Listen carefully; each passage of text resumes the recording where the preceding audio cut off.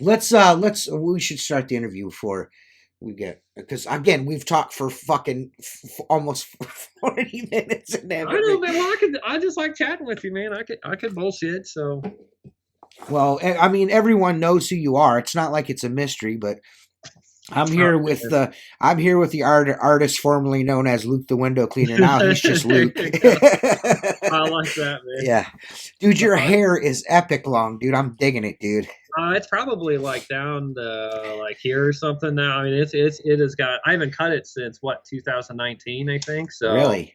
yeah, I ain't cut it once, So man. I think you said no. It was right around when the pandemic happened. Yeah, was that 19 or 18? It was 20.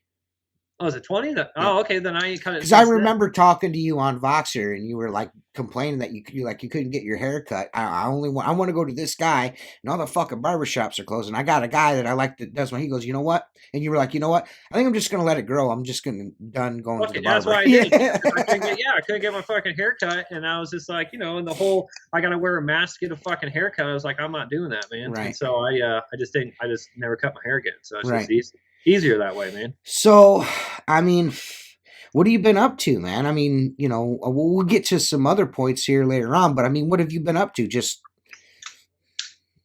window cleaning? Are we doing the interview right now? Yeah, we're doing the interview right now. I'm ruining it.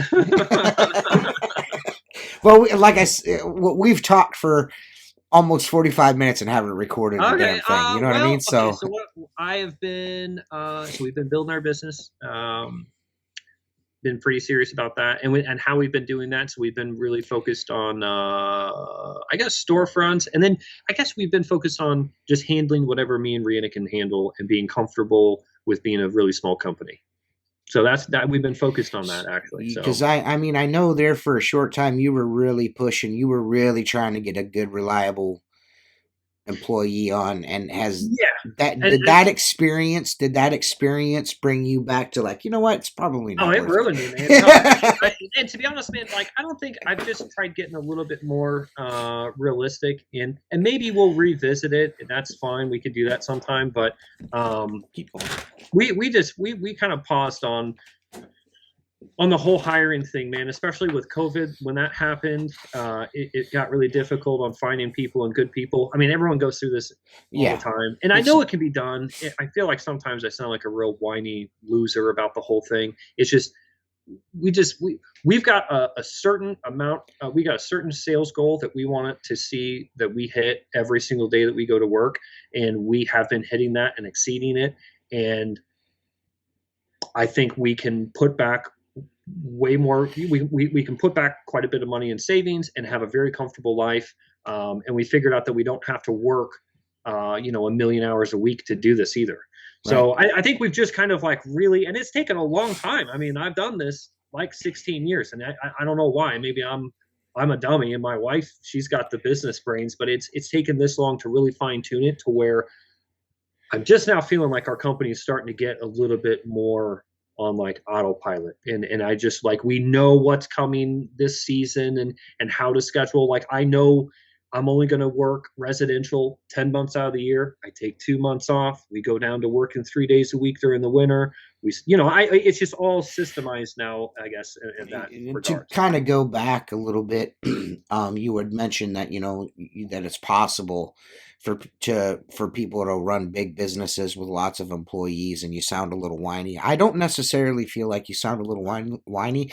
I just feel like you are kind of like me in a way, to where your tolerance for people's bullshit is super low. Oh God. And there's just some people in the world that are like that, and what's good for one guy is not good for another. Now, how we both want to live good, comfortable lives and, have the things that we want to have. We also don't want to babysit, and, another guy's problem is also my problem now too. You know what I mean? It's like, now I could easily hire somebody right now, and I mean, I turn away a lot of work because I'm just like, I don't need to do that. You know what I mean? There's some stuff that I really want, and there's some stuff I'm just like, I don't need to do that. You know what I Those are mean? the jobs where I'm like, this Yeah. should be $100 job, sir. I would do that for $600. Yes. So, Right. yeah, I'm the same way. So I mean, I could get the work. I have enough work now that I could probably keep two guys busy almost 9 months out of the year. But yep, is it really worth that for me to like? I have like I got a certain way I want things done, and yep. and there's a certain way I want things to be visually, like not only with company wise presenting yourself, but the way the work is done. And Mhm. I've found that nobody's going to care about this the way that I care about it, or maybe Jennifer or my daughter. So why take it out of those hands? Just leave it in our hands. People are like, "Oh, that's really short-sighted. You could have 5 trucks on the road and be a yeah, that's cool, man. That's cool, but If that's that's just what you not want to me. do, yeah, if That's that's what just you not want to do, me. that's cool. I And I value think, other things a little bit more than other people." see, and I think that was one of my biggest problems too, is that I couldn't let go. And it's like, Mm, and I'm always worried, like, am I going to get a complaint or what and yeah, I just I would micromanage the shit out of everything to yeah, where it's not healthy. yeah. And I know that I'm making this employee's life miserable. So anyways, we are probably going to eventually revisit it, because the problem we started running into last year, and me and you have talked about this before, is that we started running, and we've never ran this far out for residential, but we're running about 4 to 6 weeks out now for new residential jobs coming in. Uh-huh. And some people are like, wow, man, that's really cool. I don't think that's cool. That means I'm short staffed. I've Mm. got more work coming in and I can't get to everyone. I don't think that's cool. In my mind, no one should really wait more than like 2 weeks for a window cleaning appointment. I think anything over 2 weeks is kind of absurd, in my opinion. Unless It's they because, request it. Unless they huh? request it. I've got Yeah. customers. Oh, yeah, yeah. I've I've got got customers customers. that have already set a date for in July. You know what I mean? I get that. Absolutely. That's cool. That's one thing if the customer wants it. But if But you're new clients stuck, coming if in, you're like, man, I can't. I'm sorry, I won't be able to get to you for 3 weeks. That's like shit. I yeah, feel bad even saying it. You know what I I mean? know. And we're losing, Right. man, That's a loss. we're losing a lot. And last year, it got to a point where I got to, it was kind of like a joke. I'm like, why am I even answering my phone? Because I'm just telling everyone I'm 4 to 6 weeks out. And they're like, screw you, dude. So Yeah. it, And it kind of became a joke to us. So it was an eye opener, because it's like, man, this is the part of the company where maybe we should really think about hiring someone so we can start getting that business. Because it wasn't like we're just leaving a little bit on the table. I kind of started keeping track of how many calls I was like, how many jobs I was turning down and the potential loss. mm, And it's definitely starting to like outweigh. So it's something we've thought about, but I'm with you too, man. I think since the pandemic and since I quit YouTube, I just started enjoying life a little bit more again. I mean, there mhm. for a long time, I did nothing but work, work, work, work. But either it was YouTube or window cleaning for a long time. And when I took that break, I got a little obsessed with being relaxed a little bit more, man. Right now, and that leads me into, I mean, an easy question to ask, and it's probably going to be, um, one of the ones that people are most interested in or most likely going to want to hear. And if I don't ask it, people are going to be like, why didn't you ask him this question? And it's probably been asked on the podcast before, but there's a bunch of knuckleheads and we're all shitting on each other. So it's kind of difficult that's more of us, the fellas hanging out. So this is more of like an intimate conversation. So I feel like this would be a very good way for you to articulate it. But I would say, just me personally, I know there's other guys out there that were on YouTube and shit, but as far as the social media window cleaner went, you were like the diagram, you were like the success story of that. Now we have guys like Steve O that, you know what I mean, that have really gone, he really taken what you did and what you two were doing and pushed it to the next level. Mhm. I mean, someone that was so involved with the community, you know what I mean? You were like a staple. What was like, like, I'm done with this. I'm done. What was it? What was the deciding factor? And I want to kind of get in a little more nitty gritty with this because I know you Yeah. don't give a shit anymore. So I'm going to be able to get really straight answers out of you. Yeah, But no, you can. what was it? What was it? What was the deciding factor? Honestly, and there was no one deciding factor. I would say it was a bunch of paper cuts that led up to it. And it started with, I think it started with the disappointment of working with companies and trying to turn that whole project into a little bit more of a viable source of income. Uh-huh. And so, like, obviously, like, and I really, like you and me today, like the relationships we got out of it are, priceless. You and I Right. talked for almost like 40 minutes before we even started the interview Right. because we're just buddies. You know what I Right. mean? Yeah. Yeah. So that was awesome. So I'm not saying that it was all about the money, Yeah. but dude, at one point it has to be because you're investing so much time and money in the equipment that you've got to start making some money off of it. And so it became very disappointing when I realized that it just wasn't going to happen, man. And not to the extent that I wanted and the time that I felt that I was putting into it. And I was always racking my brain on how to improve things and how to take this to the next level. But Uh-huh. like, we wanted to work with certain companies, a lot of different manufacturers, and it just wasn't going to happen. Right. So that was a big disappointment for us. Now, and I will say, I've always said working with WCR was one of the best things. They were one of the best companies to work with. So Right. that kind of I kept us agree. in the game. And then, and then for me too, I'm a bit of a drama queen. I can admit that. I'm a bit of a drama queen. And in some things I can't let go. And I'm also competitive.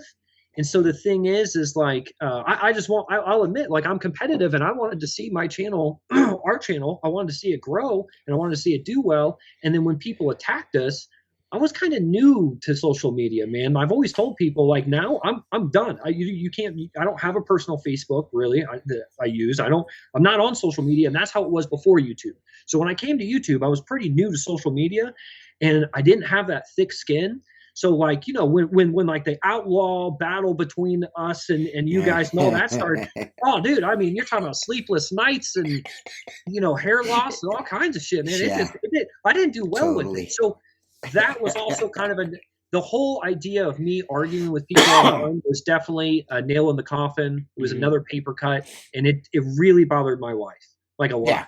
Yeah. And that was one thing I'm still not good at. I'm not, and that's why that was another one. So, and then I think ultimately what it was is that we moved into this house, and when we moved into this house, I started seeing that my time, there's only so much of me that can go around. My time is really valuable at that point. So it came down, and my business, man, our business started really picking up at that point. There were some years there we were doing 50% increases in sales, and I mean, it was just crazy. So we had hired someone at that time, and so when we got into this house, and we made the decision that we're going to gut the whole damn thing, and pretty much my weekends are now remodeling the house and learning how to remodel a house. That's when I just said, it's either, like, what am I going to do? It's either YouTube. I'm already frustrated with working with people. I'm already just kind of over the drama. It's either YouTube or this house. I chose a different path, and I told myself I was going to take a break. Chris from WCR, he was always encouraging me. He was like, "Man, why don't you just make simpler videos?" Which totally could have been done. People probably would have liked them. I just never wanted to make that kind of content. I liked the heavily edited, videos and vlogs that I made, and so it was really just one weekend where I was like, you know what, I'm just going to remodel the house this weekend. I'll do a video next weekend. And then it turned into 2 weeks, and then 3 weeks, and then it turned into, once Squeegee gets 1,000 subscribers, I'll make a video. That never happened. Never lived that one down. Yeah, no. Well, hey, listen, I'm gonna be honest with you. I never was gonna hold you to that, anyways. You knew that. You knew I was never gonna hold you to that. I knew, because it's one thing to say you got a bunch of people that follow you on YouTube and you tell them, you tell them you sugarcoat it, you know what I mean? But you and I are friends. We talked, and, I knew that you were done. I could hear it in your voice. I said it to you several times. I was like, so dude, you're like done then, right?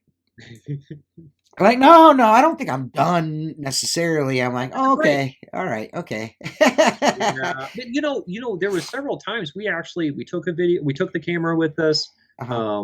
We tried recording, just couldn't do it. I didn't tell, because I've gotten to the point where I don't tell anyone that I'm going definitely don't tell anyone that I'm going to record a video, because it's just I was going to record a video. It was last spring, and just kind of make like a couple of videos here and there. I just couldn't do it, man. And yeah, and Rihanna, she just does not want to do it at all. Is it, and I guess, again, this is candid, so I'm going to ask, is the hesitation, because I mean, you guys are both really good on camera together. Your videos were really, like, they're better than any video I've ever put out. I don't edit. Listen, shut up. Yeah, shut up. I don't even make thumbnails. So, like, you made dynamic, catchy thumbnails. Your editing was on point. Your music, everything, camera angles, and all that stuff was just like the way you shot the video. And I would love to sit down one time, or even not even sit down, but just get a few pointers on how you actually shot your videos, like camera placement. Did you go into it like, I'm only going to shoot video from this angle on this job? I mean, did you know what I mean? That'd be cool stuff to know. Yeah. But I'm not going to bore people with that here. But is the hesitation, especially, I'm sure, on her part, and I could just be stabbing at the dark here, but I'm just assuming that the vitriol and the assholes on the internet is probably, and I might in some way have contributed to this at one point in time. So I'm not absolving myself of the situation, but is that really one of the things that's just like, man, it's just not even, I don't even want to deal with people. Kind of, but then ultimately the thing that me and Rihanna that we ask ourselves when we start to do it is why. Like, why am I going to do this? Like, I do, and that's what some people. I started morphing into it. I started morphing into like Luke the window cleaner. And it's like, dude, I am just Luke. Like, if you know me, I'm Luke, and it's almost like cringy now when people call me like Luke the window cleaner. I'm like, ugh.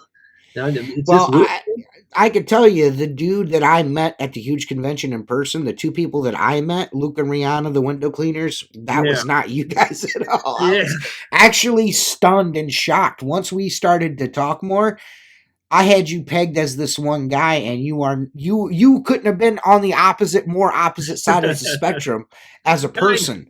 You know what I mean? So that was the thing, and that's what I guess I don't. And in a way, we talked about before, in a way, we kind of were different people on camera to an extent. And it was almost like we were talking to customers. Like, honestly, like, yes. That was kind of work Luke. That's who you would get on camera, kind of. And I'm not saying I'm two different people, but you know what I'm talking about. You probably don't talk like this to your customers when you go into a house. No, of course not. And that's kind of how we were on camera, because we are representing our company, and we do want to be somewhat professional. So anyways, and I guess long story short is, we just ask ourselves, why would I sit down and make this video? I don't feel a need to share my life or what I'm doing with everybody. I don't feel that, and I do really mean this, and Steve and I talk about this all the time. I don't feel like I've got a lot of great business advice. I really don't. Like, if your goal is to be a 1 to 2 man operation, working with your wife 5 days a week, and I say it like that because sometimes I feel guilty that my wife has to go out in the cold in the summer and clean windows all day. Like, I mean, if that's your goals, then yeah, I can help you perfect that. Right. But if you want to have like a real $1 million multi-truck operation, I'm probably not the guy. Yeah. Don't ask me. I don't know. And so sometimes I feel stupid giving this business advice to people, because it's like, dude, I don't know, man. I run a real small mom and pop thing, and that's kind of why I always, even from the very beginning, I was super hesitant and conscious of that going into it. I was like, man, if you're looking for business advice, I am not the guy. I can assure you that I'm still paying taxes from 2019. So so listen, I'm not the guy. I can't give you business advice, but the one thing I do know, I can clean windows. And if you want to see me clean windows and how I do it, I can show you that. You know what I mean? I can take you along for the ride when I'm sitting in my truck sweaty and pissed off. I can do that stuff. But that's why I always kind of, I tried to like go with the approach that I would be like, you know what, I'm just gonna make this about myself and not so much about the tools or how to do business. I'm just gonna take you along for the ride. Some people are like in my comments, like, dude, why don't you show a video of your favorite soap? I was like, well, because Luke and fucking Steve got 2 videos a piece about 30 Yeah. different kinds of soaps and how much you should put in there. That's not. I'm just doing me, and if you want to watch, that's cool. That's why it's called Squeegee Life. It's just me doing. It's my life as a window cleaner. It's not. It's not anything outside of that. Well, I think that's So super fair too. That's a whole nother thing. It's like, how many more videos on fanning or squeegee rubber or soaps does there need to be done? Like, and I yeah, mean, dude, and I get it. People are creative, and people will continue to make videos like that will be entertaining and informative, and there'll be a new take on it. But at the end of the day, not much has changed in window cleaning when it comes to like the bare bones of it. Like we yeah, all use some type of slip and detergent for the soap, and we all use squeegees, man. I mean, like you throw a little water fed in there and you got it covered. So it's like not much has right. changed. And The like, o- how many more videos can me and Rihanna put out that have any substance to it? And it's yeah. just, I don't know. So we just kind of like, what's the point, man? And That's kind of the same thing with me. Like I was like, out. You know what? I'll do videos about like this and that, and then like now, and then I started like, I'm not going to do that anymore. I was like, you know what I'm going to do? I'm going to start doing vlogs, and then I started doing that, and I'm like, oh, geez. I mean, how many fucking times can I do this? You know what Yeah, I dude. mean? And to be honest, if you're not really making money, like we were looking Yeah, at, we really looked at a bunch of different influencers across YouTube, uh, because like you get such a tunnel vision when it comes to window cleaning. It's like, dude, we're not making anything. Like, I yeah, mean, it's like, because Rihanna used to really watch a lot of these like makeup YouTubers.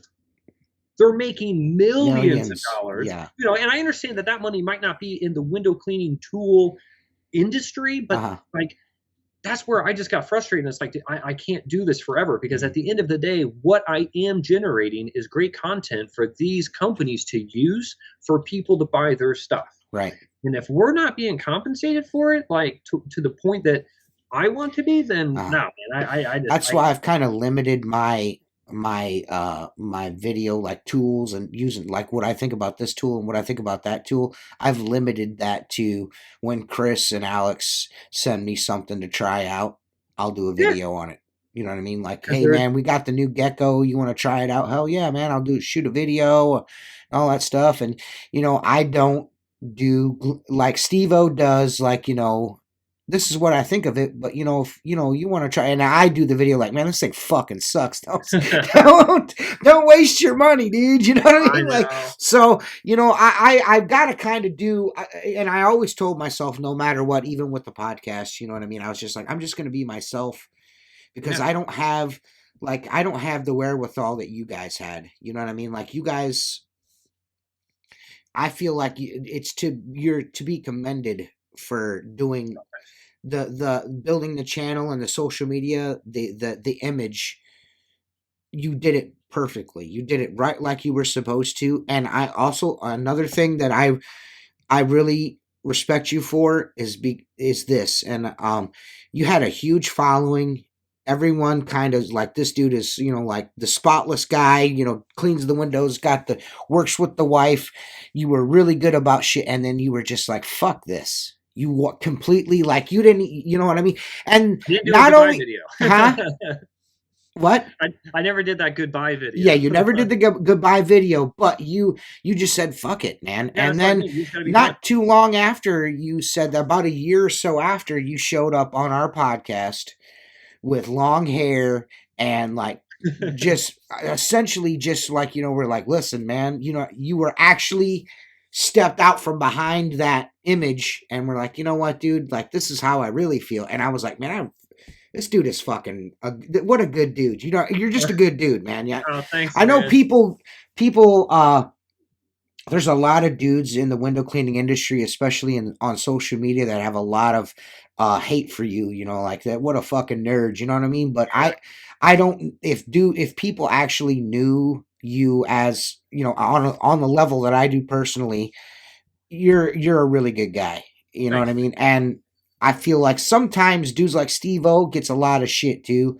You know what I mean? There's dudes that bust his balls all the time, but Steve-O's a really good guy. And what people don't really understand is, and they want to call you fake and all that stuff. It's not that. It's just you're looking at this social media thing and what you're doing as a job, you know, and then there's a certain level of decorum. There's decorum there that needs to be followed. You know what I mean? And like dudes like me, it's like, you know, I've got 1,400 followers on YouTube, and there's a reason for that, because I'm a shithead, and I don't care that I'm not trying to. I realize, and maybe I'm gonna be honest with you, I learned this from you and Steve-O. There's nothing I'm going to gain out of doing this, except for, you know, there's not much to be gained from this. From doing this, there's not much to be gained. I mean, I've got a really good relationship with windowcleaner.com. Chris and Alex are super awesome dudes. I get to try out new tools occasionally, whatever, you know, they're pretty good about this. They sponsor the podcast. I get swag in the mail all the time. So I treat that as professionally as I can, that relationship, you know, with them. I do right by them. I feel like I try to as much as possible. But outside of that, there's nothing outside of those two guys. There's not really, I'm never as much of a proponent of Unger 0 degrees. Unger is never going to send me an email and be like, hey man, do you have any ideas for our Unger 0 degree? They're never going to ask me that, even though I've got 1,000 ideas that would probably make that a way better selling tool, but they're never going to ask me that. No. I'm never going to get in a partnership. Ettore is never going to sponsor this podcast. You know what I mean? Like, you know, let's be honest. Sorbo is never going to be like, hey, we want to support your show. They're never going to do that. No, even, never. You know what I mean? No matter how many times I've said how great Sorbo channels are, how much I use the Unger 0 degree and put it all over social media, they're never going to give me they're never going to tip their hat to me ever. So what's the point? Yeah. I mean, and you hit me with that, because I was like, man, I'm going to do this. You were like, listen, man. Yeah. This shit sucks. That's what I mean. I feel like Negative Nancy now. But it's the truth. It's the truth. Because multi-million-dollar corporations really, at the end of the day, don't really give a shit, because they're going to sell it anyways. Well, and man, I'm going to tell you too, you know, to touch, you know, because you say that they won't work with you because, you know, maybe you're too gritty or whatever. Well, we built that whole brand to be as clean as we felt that we should be, if that makes sense. Yes. Like we wanted to be us, but we built a clean brand to where I felt like if Ettore wanted to come over and sponsor the channel, there's no reason you couldn't. I haven't said anything political. I don't cuss. I don't do drugs. I don't drink. Like, it's a clean channel. And I'm telling you, they wouldn't work with us. I mean, so and so I'm not saying if they won't work with me, they won't work with anybody. I'm just saying that I felt like my name should have been in the hat. Like, you did your due diligence in order to be considered to be able to do that. I felt like I should have had a fair shot at consideration, and I mean, we didn't. So I'm like, well, if we did, you know, and I'm not saying again that if we don't, nobody will, but I'm like, well, damn, you know, I don't, and I don't think it's that. I just think that they're like, why? Right. You know, and I think that they're all kind of missing out someone like what, you know, we always talk about WCR, but like they see value in it. And I think that has come back to them, and you know, so there's no question. They I mean, just to be blatantly honest, them supporting, like becoming a sponsor of our podcast, kind of shows, not necessarily like they don't give a shit, but they see that I mean, there's a vehicle, and you know what works for one person may not work for the other, but you got to have at least some variety and at least keep it real. You know what I mean? Yeah. You know what I'm saying? Yes. You're not going to get that with everybody. I think maybe their experience when they first started out, you know what I mean? They were us way back then, you know what I mean? And they maybe Chris sees that, you know what I mean? He's like, you know, these aren't bad dudes. These are good dudes. People just want to make them out to be bad dudes. So you gotta, like I said, I got a lot of respect for you for the image that you guys built, and B, the fact that you were not afraid to step away from it and just give up all of that. That's really what you've done. You just gave it up. You're just like, I'm done. I've got what, I don't 16,000 subscribers. I'm done. I don't 18. feel like 18. I don't feel like doing this anymore. No. I'm not having fun doing it. The social media is just too much of a pain in the ass. I'm stepping away from all that because, I don't want to be Luke the window cleaner, man. yeah, those cheers and jeers are, I mean, that's nice to be, it's nice to be acknowledged for your hard work. You know what I mean? It's not, that's Yep. nice. I mean, you'd be crazy not to like that a little bit. You know what I mean? Yeah. But to be able to be like, I don't need that. After all that hard work, I couldn't believe you. I could not believe it. I was like, there's no way. But like I said, I heard it in your voice. I was like, this dude is actually fucking I mean, I because remember where I was when I think I first told you I was on 435 driving to a job. I remember when we first voxed about me quitting. I was like, yeah. man, I think I'm gonna quit, man. You're like, no. And I was like, yeah, I think I am, man. And yeah, I mean, honestly, for me, it was one of the best decisions I could have made. I took it really serious, man, and I put so much time and effort into it, and I think we're much happier now that I quit. So my dogs are going crazy. Oh, you're good. You're gonna hear my cats in the background any moment now, The man. FedEx lady just power bombed a box on my front porch. No, she like had it over her shoulder and just like fucking tossed it off onto the ground. It's like, dude, yeah, great. It's hard to find good help anymore. Yeah, right. So, did you? I mean, window cleaning is not always what you did. You know what I mean? We'll get to how you got into it, but like, what did you do before this? What did you do before window cleaning? Drugs. Drugs, man. No, so I mean, what did you do for a living? For a living? What did you do to buy drugs? So, in order to purchase the drugs that you were doing, what did you do? Do more drugs. Right. No, I'm playing. No, but before this, I worked at a restaurant that's pretty much what I. So I not to go too far into it, I was homeless. I was just a real piece of crap. I was homeless for quite a while. I've been living on I started living on my own when I was like 16. Okay. And so I started working at a restaurant at night. And then I moved up through the restaurant over the course of some time. And I became like a GM. And then I had some like district manager responsibilities throughout these. The guy ended up buying 8 restaurants, and I was doing management training and doing a lot of stuff for him. And I felt like I was just kind of being taken advantage of at the restaurant. So anyway, that's what I did before and how I got out of it. But I pretty much just worked at that one restaurant. So you moving away from home at 16, was that just like, my parents are a drag, man? No, it's much more complicated. Long story short, parents got divorced, lived with my father. When my father died, my dad died when I was 13. Mm-hmm. I ended up living with my mother, and it just didn't work out, man. And I wasn't a great kid, man. I had my mind that I was going to, smoke weed from sun up to sundown. I'm going to drink. I'm going to do pills. And this is at like 14 years old. I was kind of a shit, man. To be honest, I was stealing and just, not going to school. And so she straight up, at one point, pretty much, she was like, we're going to move out of the state, and you're not coming with us. And I was, I think, yeah, and it's whatever. And a little bit of self-inflicted wounds there, a little bit. You know what I mean? Yeah. You're not an only child? Do you have a brother or sister? You got 2 brothers.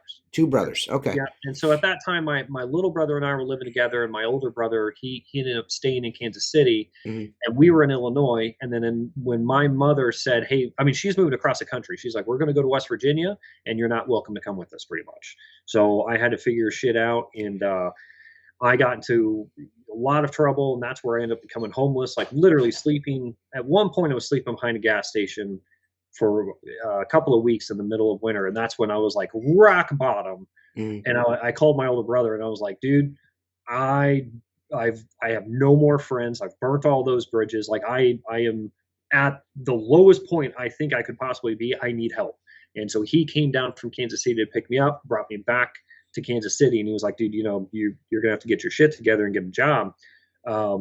So that's how all that works. So yeah, started So working at that restaurant. so you went from that situation to working at a restaurant, Yep. working your way up to that. Yep. And at what point were you like, you know what, this restaurant thing sucks. I'm gonna be Luke the window cleaner. Well, man, that restaurant, man, I did that for so long, years, and the hours were just intense. So I worked 5 12s.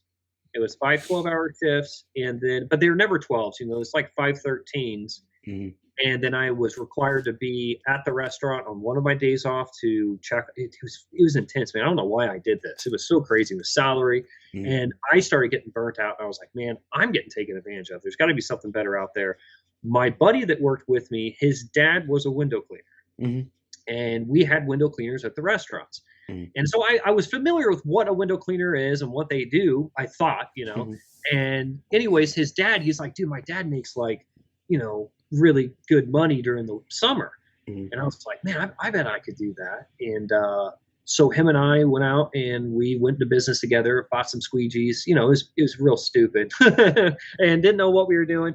And so but I was good. I was actually really good at selling jobs. Mhm. So I had no problem. I found that I had no problem like walking into a business and just lying through my teeth, because at the point I don't know what I'm talking about. I don't know what I'm doing.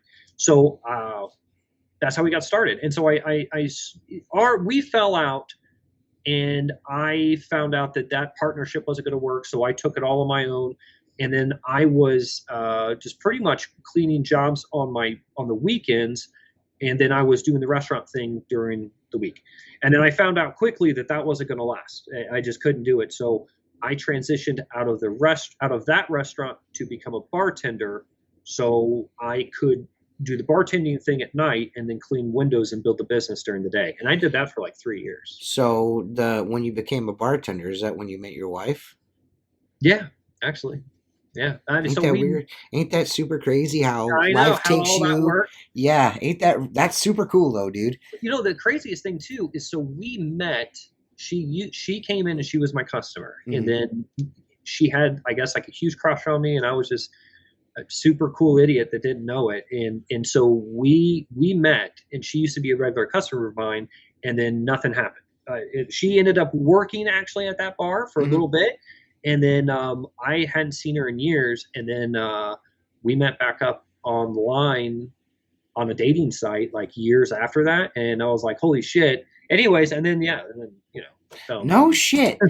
No Yeah. shit. So we met up like 2 different times. So she used to be my regular customer at the bar. Uh-huh. We probably went 3 or 4 years with never seeing each other again.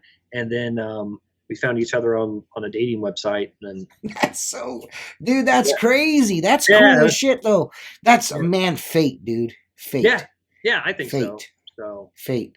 Seeing you two together now, I mean, I'm not inside your 4 walls, but getting to hang out with you guys for 3 days, you could kind of see you guys are pretty autonomous together. You guys you guys are really good together. You guys remind me of me and Jennifer. We're just kind of, she's the peas to my carrots. Yeah, you know what I'm saying? You know what I mean? And people ask us all the time, like, how do we stand working with each other and everything? And it's really not that bad. I wish Jennifer would be like more confident in her window cleaning skill, and so she could work with. I have the days, they go by fast when I get to work with Jennifer. It's fun. I have fun with her. I don't get mad at her like if she screws up. It's like she does something and it's not right and it's not something that I would do. It's so much easier to be to tell her or show her, and I get interest out of, you know what I mean? It's not a bad thing, when you gotta tell a guy 40 times don't do it like that. But to tell Jennifer 100 times, like I'd be lying if I said that like every day. Like, dude, we figured out that we can't work together every day. So because dude, we end up getting at each other's throats, we take 2 months off now for the winter, and we found that and that's not off. We work about 3 days a week, but what we find is we don't argue. We haven't argued like seriously once in those 2 months off. When we get back to work, we'll start kind of like nitpicking at each other. And so the thing is, we found that, man, got to be cool, and we have to split up a few days a week, just so she can, get away and do her own thing. I can do my own thing, and we're not at each other's throats. But Right. all in all, we love being around each other, man. I mean, Right. she's my best friend. So Yeah, that's the same way with Jennifer. Jennifer's my ride or die. That's my road dog. You know what I yeah, mean? That's I mean, if I'm doing it, Jennifer's doing it with me, or I ain't doing it. You know yeah, what I'm I see. saying? We're the same way. Like we don't. Some Mm, couples like they have like a guys' night or girls' night. Like we don't have that shit. Like I yeah, I mean, don't. why? Why would I do that? Why? Like, why Yeah. am I going to go somewhere without my best friend? Like, I Right. want I Yeah. want Rihanna to go with me. Right. Right. You Some people will look at you and I's relationship and be like, "Oh, you're controlling." You know what I mean? Wow. No, I I just mean, like, enjoy no, spending time with her, and I yeah. decided to like link up with this person for life for a reason. You know, You know what was I crazy? enjoy this person's company. I went on a 3-day camping trip back in like 2019, and that was uh, the longest I've ever been away from my wife since we've been married. Man, it was weird. It's like, but we're always around that's each other. that's the same way when we went to the huge convention. I had never been away from Jennifer that long before, Yeah, it's weird too. It makes you and feel like a shitty person. yeah, I was super Like, sad about it. You know what I mean? yeah, I was talking to her on the phone, like I'm texting. sorry, I shouldn't have Yeah, we come. were texting back and forth. It was That's how I get when I go on whatever. camping trips too. Like I might go camping this weekend, and when I get out there the first time, I'm like, yeah, this is awesome. The next day, I'm like, oh man, I should be at home with Rihanna, man. What am I doing? I take the approach that she's probably deserves some time away from me. It's you know what I mean. Same here. Yeah, yeah. She deserves some because it's really good to have your own time. Your me Yeah, time. You know what I'm saying? It's kind of it's good for that. it's I healthy. think that's one of the things I like the most, and maybe you can tell me what your favorite thing is, but my favorite thing in in regards to window cleaning is um, those early those early summer days where you get up just around dusk or so. You get out, it's still kind of it's not really light out, but there's leaves on the trees. It's warm enough outside that you're not uncomfortable. It's perfect weather, and you're out on the glass all by yourself, just just cleaning windows. Like Oh man, I mean, it's no, I know that's as no, you hit trivial the as that nail on the sounds. head, It's man. so zen. It's zen as It shit. is. You hit the nail on the head, and I mean, my favorite. The only thing I like in there, different from that, is just a good audiobook. Like, I mean, for Yeah, me, yeah. there's nothing better, man. It's just like that's honestly, that's why we continue. We every single day we get up at 4 a.m. Uh-huh. for work. Every day Uh-huh. at work we get up at 4 o'clock in the morning, and that's why, because we get like 3 hours of that every day. Just like Right. it's just us, everyone leaving us alone, just cleaning windows, man. I love it, and just put It's in a good audiobook. Oh man, it's the great. best way to. I feel like that's the best way to clean windows is that super early. I mean, they Yeah. don't even know that you exist. You know what I To be mean? honest, sometimes, and I don't want to sound corny, but sometimes I'm like, man, I've got a wonderful job. Like I mean, this is great. I can't believe I'm making this kind of money being outside, listening to an audiobook, like just me, just like this, like you said, like Zen, and I'm making this kind of money. I'm like, man, this is great. Like I've I'm loving actually this year. This would be the first time in all the years I've been doing business that I'm actually in the spring. I am adding at the bottom of. I'm doing away with paper invoices. it. I was just going to do that. I'm gonna completely do away with. Paperless. Yeah, I'm gonna go paperless. it just saves money. It's I'm easier. every paper invoice I hand out from March till April. At the bottom of it is gonna be like, when you send in your payment this time, please send me either I can text you an invoice or an email address. I prefer both, and from here on out, it's all gonna be automated. I'm gonna do the service, get them in the Yeah. truck, send them a text and email with the invoice. Bloop. No more paper. That way, I don't have to be there. When you're there, I could just Oh do my yeah. job and fucking leave. And that's more to your point of I just don't want. I'm a little later than you. I'm like an hour later than you. I'm like around 5:30 or so is when I get out and start moving around and doing my thing. I would like to go earlier, and the reason why I don't is because of I have to give this paper invoice to this person. You know what I mean? I'm done doing Dude, that. It costs too much money. it costs so much money, and the thing is, so when we take on new jobs, we tell them explicitly that We are not taking any more time sensitive work. So that means like if I for commercial work, if I have to be there Mondays at 2:30, I'm not the guy. Just find someone else. I'm not the guy. I do week of. So if I'm supposed to be there next week, I'll be there Monday through Friday, 8 to 5. That's it. I just had this discussion with a gentleman yesterday. Yeah. First time I just picked up the account, and I told him when I picked up the account, I was like, listen, if you're looking for me to be here at a certain time on a certain day, I can't do it. Nope. I will do it this week. Sometime this week, I will be doing that for you. Yes. You know what I mean? And it will be when at my convenience. And I do not call you and tell you when I'm coming. I'm not going to email you the day before. Nope. And I've been telling Rihanna, so we do some paper invoices, but it's usually for the shops that we know they're going to be there in the afternoon. It's the mom and pop that wants to pay cash. But man, I've been telling Rihanna, I want everyone to veer away from that. Even if you want to pay cash, dude, it's 2023. I'll email you the invoice. It's just easier as a company model, especially when you have employees. It's so much easier. So anyways, man, you hit the nail on the head. That's what I was just telling Rihanna, that when we're done with this batch of invoices, we're done. I just want to go to emailing them. If they don't like it, go. I mean, I don't want to lose people over it, but I mean, hell, man, come on. It's email. It's 2023. What are we talking about? That's what I'm saying. And you need a little paper invoice. And you know if your windows have been cleaned or not. If I'm doing your windows. It's not going to be a mystery like, I wonder if he cleaned his windows. But come on. No. And I mean, dude, I would like to think that you hired me because it's, my prices and everything else, but also because I seem trustworthy. So yes. And I trust that you're going to pay the damn thing. So at least trust that I'm going to show up. Yes. Like, it's got to go both ways, man. I had a guy, a gentleman, and I don't know if I'm sure you've run into this, but I'm sure you'll be able to relate in some way with your own story. But I had a gentleman, I did their house August 9th. And she asked me, she's like, the wife set it up over the phone. And that's, number one, that's something I do not do, is... okay. I'm not going to be there, but go ahead and clean the windows the first time. We work on an honor system. I do it the first time. You pay me as soon as I'm finished. Oh, yeah. Yeah.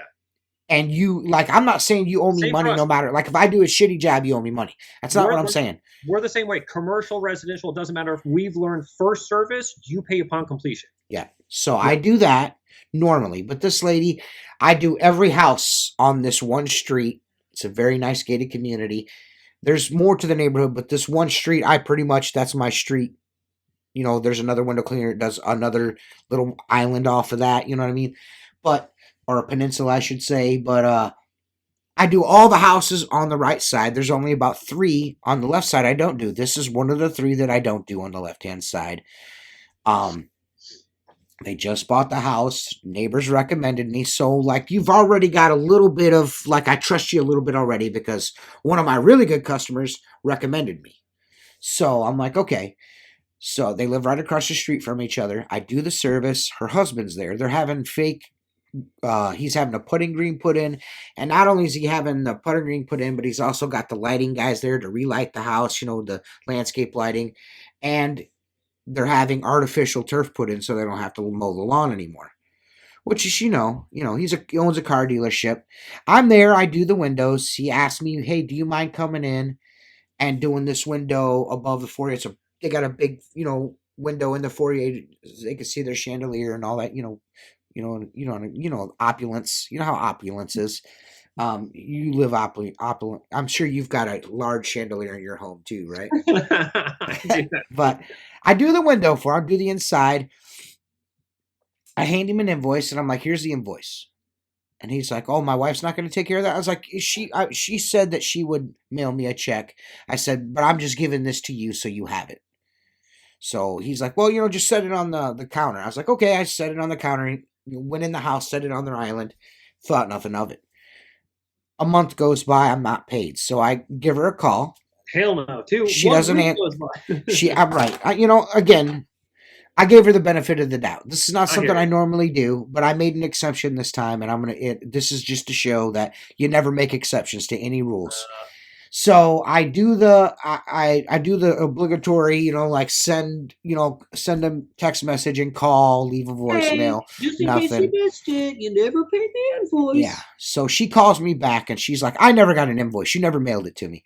I was like, well, I did mail you an invoice. That was last week. You should have have it by now. We both live in Ohio. This is a vacation home to live. So, but I sent it to their home address in Chagrin Falls. So I know that you got it because I have 2 addresses for you. I said, and I left one with your husband. She's like, okay. She's like, I'll take care of it. 3 weeks goes by. Yeah. And it's like this fall rush. You know what I mean? Like it's September. I'm going into October. I'm cleaning my balls off. Going. Trying to be prepared for winter as usual. And it finally dawns on me. I'm like, oh, wait a minute. This woman, she still hasn't paid. You know what I mean? I was doing bills, and I was like, wait a minute. This still is not closed out. What the fuck? You know what I mean? So I call her. She answers the phone. She's like, hello. I was like, this is Terry from Clearviews. And she's like, who? I said, Terry from Clearviews. I cleaned your windows August 9th. She's like, okay. She goes, what can I do for you? I'm like, you still haven't paid. She's like, I paid you already. Like, really nasty. And I'm like, no, you didn't. I said, I can, I'll send you an invoice right now. Give me an email address. I'll email it to you. Check your records. And if I've made a mistake on my part, which is, I'm not saying that I have not made a mistake, but if I've made a mistake, I'll correct it. Just show me proof of the canceled check. Give me the check number. And we're good. Yeah. October goes by. Ugh. Still not paid me. So I email, text, and snail mail, regular mail her another invoice. November comes around. I'll be going to the house, man. November comes around, and I've not heard nothing. I do the same routine again, and I was like, you know what? I'm just done with these people. A customer calls once their window's done. I go over, do the windows, and it just so happens it's the one that recommended me to the lady across the street. So I'm doing her windows. I do her windows inside now. I've been doing her windows for 20 years. She's a sweet lady. Like, she's the lady, bro, that you do the house for, I do her house inside and out for $250. I get like a $50 to $100 tip every time I do it. Cash. It's in an envelope, taped to the door. It's either 3 $100 bills or 3 $100 bills and a $50. They're really nice people. Yeah. Well, she just happened to be there this time, and she's like, well, how did it go with my friend? I was like, they've never paid me. She's like, what? She's like, I was like, they never paid. She's like, well, I'm going to pay you for it. I was like, no. Oh, man. No, this lady actually offered to pay their bill. Wow. She goes, and then I'll just get it from them. I was like, what would be better is if you, next time you talk to her, just mention it for me. Yeah. So it wasn't but 2 days later, I got a phone call, a very angry phone call from her husband. And he's like, I paid you cash that day. I was like, he's like, I'm a cash guy. I was like, listen, I've got no reason to lie to you. I've looked through all of my bank records. I've never deposited a check with your business name or your name. You've never paid me. He's like, that's because you paid. I'm like, listen, I've been doing this 20 years. I said, I've got no reason to lie to you about whether or not you gave me $250. I was like, if you would have gave me $250 cash, that invoice that I left on your countertop would have been paid. It would have said paid cash, $250. That's what it would have said. Which is, it was outside. It only took me like maybe 45 minutes to do, whatever. So it was just a quick job. I squoze it in for her because she was recommended, and this is what I get for it. He's like, essentially what he gets down to is I'm fucking lying to him. And he's like, well, I'll just send you a check right now. It's just $250. I'm not gonna sit here and argue with you about it. Okay. I was like, yeah, I agree. It's only $250 and you're not making me or breaking me. I said, but it's the principle of the matter. Yes. It's the principle. I did something. You owe me for it. Yeah. These people, listen, this guy owns one of the largest car dealerships in the state. I'm just like, and then he calls me last month wanting to know if I want to go bid a couple of dealerships. I said, nah, I'm good, bro. He's like, really? I was like, yeah. He goes, well, I figured, after everything that happened, you would. I was like, nah, that's okay.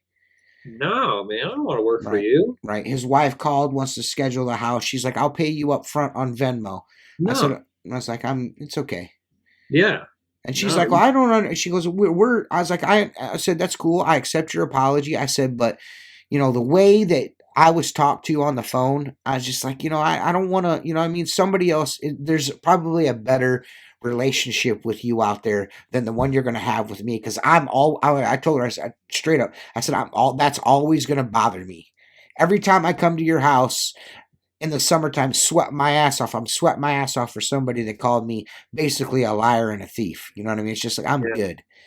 And she's No, like, oh, man. I can understand that. She goes, I just don't want there to be any hard feelings because the people that live across the street, apparently that lady, I don't know what she said. I'll see her here in about 4 weeks and she'll tell me what transpired, but whatever she said, it stuck, bro. No. I mean, you can't recommend someone to not pay. I mean, that's just, I don't know, man. And Well, I mean, they felt like shit. You know what I mean? Of course. yeah. Well, and I always love how, like, some of these people are very well to do, and it sounds like that couple was very well to do. Oh, yeah. And if it's only $250, I don't know. It's just.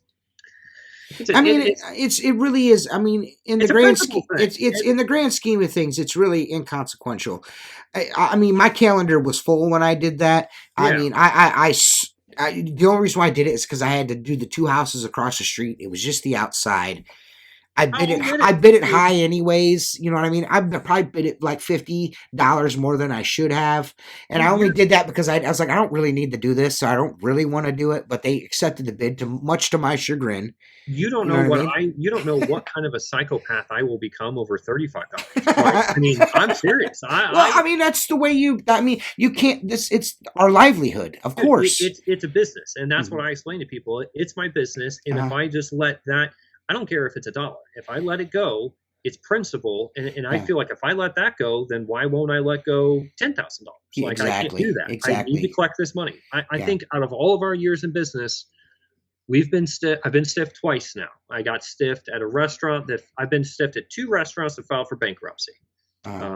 That's it. But I mean, other than that, I've never been stiffed. And from a homeowner, dude, I'm telling you, I will go to the house. I will go to your house. I will knock on the door. I've never not. I've never been stiffed from a homeowner. I'm the same way. Dude, could happen. Oh, wait, no, I have. And it could happen any day. Well, I mean, I've never not collected. I've always collected. Well, I didn't collect, man. I cleaned some gutters for a guy. He said that he's got he was just right down the street from some commercial work that we were doing. He calls that day, and we were done early, and he said, he needs his gutters cleaned. I was like, screw it, man. I was like, usually I'm like 2 to 4 weeks out. I'll just get you in today. Oh, I think you told me about this. Yeah, and I told him, is this the guy with the super high gutters in the back you had to bust out the big ladder for? And No. So this guy, dude, we go to his house. I knock on the door, and I told him on the phone my minimum is $199. And I go to his house. I clean the gutters. Dude, I'm not gonna lie to you. Sometimes I'm kind of fast. Like I walked this. It was like an 1,800 square foot home. I walked the roof. I was probably done in no more than 15 minutes. And I go and knock on the door, and I was like, dude, I was pretty fast. I was like, let's just do it for 150 today instead of 199. He was like, excuse me? I was like, what do you mean? And he's like, no, I'm not giving you anything. You just ripped me off. And I'm like, dude, we got into it, man. It was bad. I mean, but listen, I would have, as soon as he said you ripped me off, I would have went to the truck and grabbed every bit of leaf litter I pulled out of the gutters and jammed it right back in that bit. I'm no doubt about it, dude. No doubt. I'm like, all right, well, since I ripped you off, all that shit's going back in your gutter. I'm happy Rena was with me that day. I have no one to do that for me, Luke. I have no one to be like, listen, guy. She was like, Luke, get in the truck. And oh man, I spit in that guy's face because he was talking. It got a little out of control, man. I lost my temper. He's like, oh man, it was that close to being a fist fight. And it was completely unnecessary. It's just, man, I've never had anyone just straight up tell me I'm not going to pay you. And then he took it to like another level of like, cussing at me, because I feel like once you take it to the level, especially man to man, and you feel that you can raise your voice to me and then you can start cursing at me, we're done now with that professional I am We're the done. same exact. We're I am done the now. same And exact way. so now and man, sometimes I have a temper problem, and man, I lost it there, man. Well, I had a similar experience, and just to lend credence to what you just said, and I want to say this: every crazy like interaction I've had with a customer has always been about fucking gutter cleaning. Like for whatever reason, it seems like I don't. It's like it's a huge PTSD. It's scared. Yeah, it's such like it's like an issue. Like it's not an issue because they don't see it until it becomes an issue, and it's running back inside their walls and all that stuff. Yeah. Well, I do video every time. I do video. Dude, I do pictures almost every single time, especially if you're a new customer. I Uh-huh. always take the damn pictures, even if sometimes I don't send it to them, just so, because I had a lady do it the other day. I cleaned her gutters 3 months ago, and she calls me and she's like, "You need to come back here because one of these downspouts is clogged." And I'm like, "You mean the one I cleaned back in like October?" Right. I'm like, it's January. Right, yeah. Like, I tell people the one guarantee I will absolutely give you is that they're going to get clogged again. This is not, you don't have a 90-day, warranty with this. I mean, I did a customer's house in I want to say like June, July. I mean, which is really rare for me to gutter cleaning. Yeah. But the eaves were like, the bottom of the eaves were like 42 foot in the air. I had to get a lift, a tow behind lift, which is lucky. My cousin owns a rental company, so I can get lifts anytime I want one. She doesn't have to know that, but whatever. So I give her a price, I do it, and when I get there, she's nice to me. There is reeds like that grow in the, on the shores, reeds growing. They're 6 foot tall, Luke, 42 feet in the air. She's got this. I would say the run on this was 45, 46 foot run. It was like an old Colonial or something. Yes, an old Colonial, super like the 12-12 pitch, right on the lake shore. I mean, beautiful home. However, not maintained properly. They put hung gutters on it. They only put one downspout and a 46 foot run. Yeah, that should do it. Yeah, that should be enough, right? And 4-inch gutters, no big deal. You know what I mean? They're not even commercial gutters on this fucking thing. Like 5 to 6 inch gutters. These are regular resi like gutters on. 3-inch gutters. Yeah. Got these giant reeds growing out of them.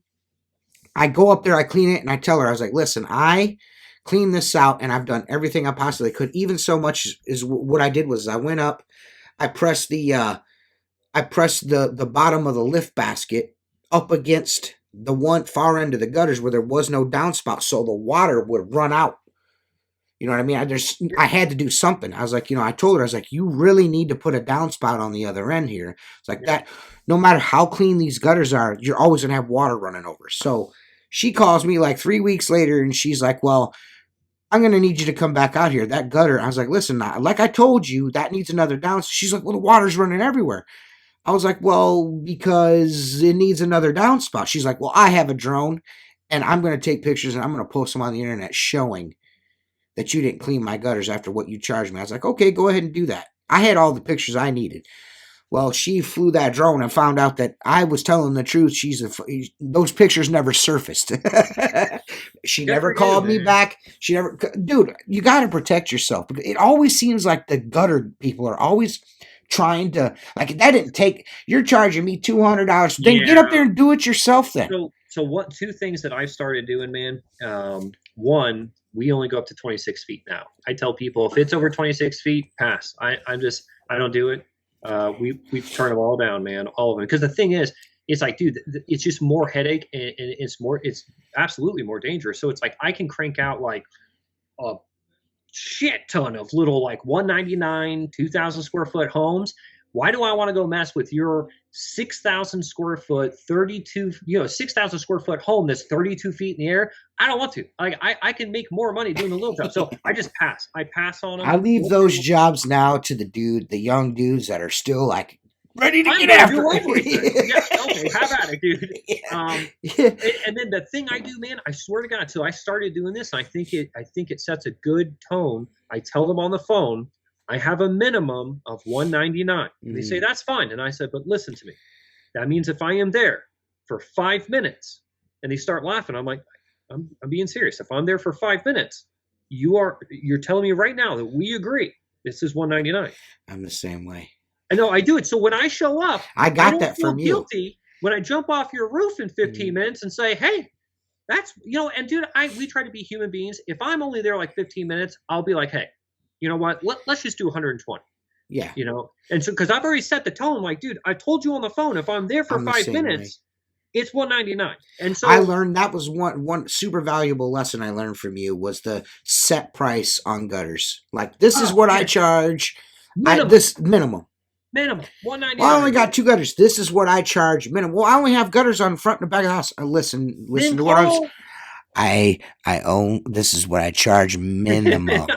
I don't care. Dude, it's one of those things. Gutter cleaning, it's dirty. It's extremely dangerous, man. And the thing is, if you're going to do it right, you really do need a little bit of experience and the right tools. So it's like, hey, man, if you've got a guy that does it for $50, call him. Call that guy. I'm not that guy.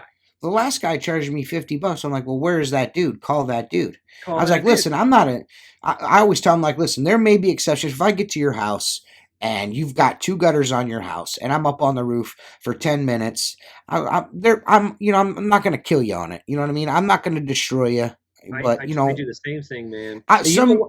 Sometimes I'm cool and like you, and I'm like, listen, it wasn't that bad. Yeah, I will, dude.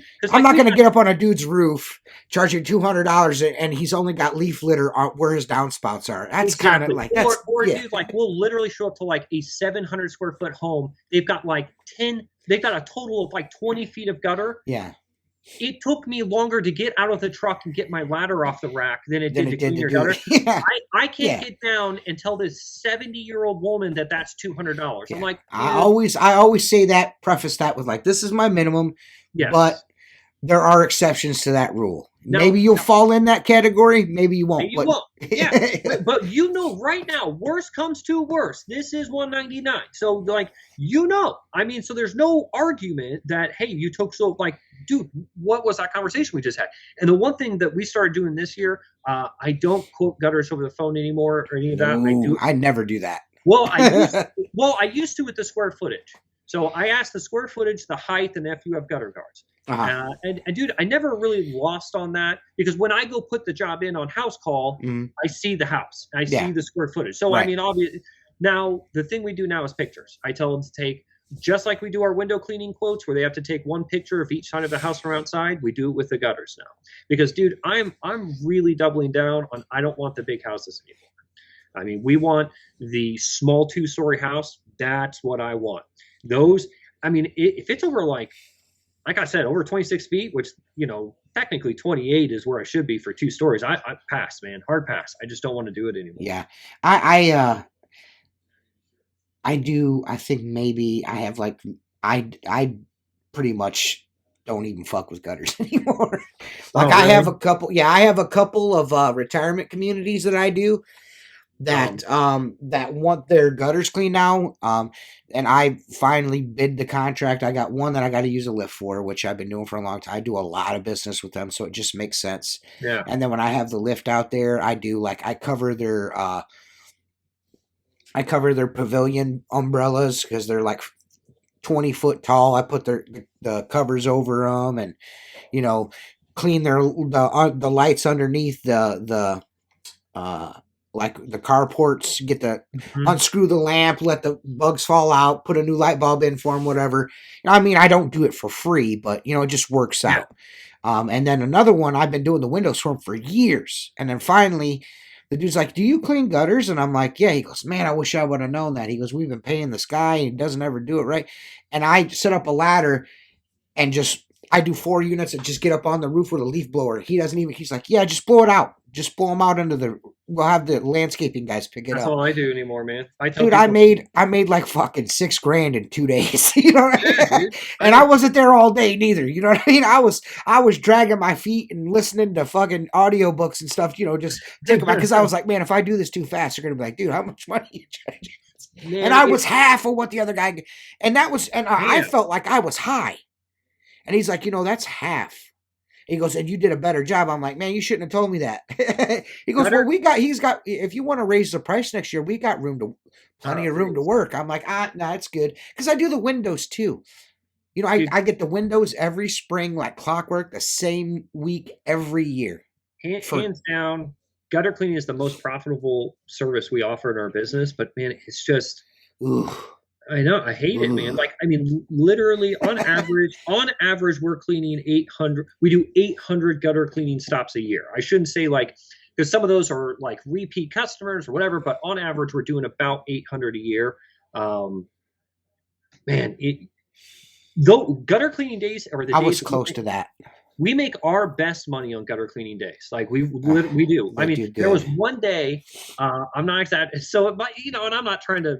Yeah. The most we ever did, I think it was almost like 28 gutter cleanings in a day. Now, keep in mind, it's downtown, and I'm talking like I scheduled it to where what I did was I took like 2 weeks of work and I just said, screw it, I'm going to put you all in one day. And I mean, it was just bam, bam, bam, bam, bam, bam. I mean, so some of these houses are only a mile from each other, you know? Right. And, man, I mean, you're talking about it's some good fucking money. Yeah, dude.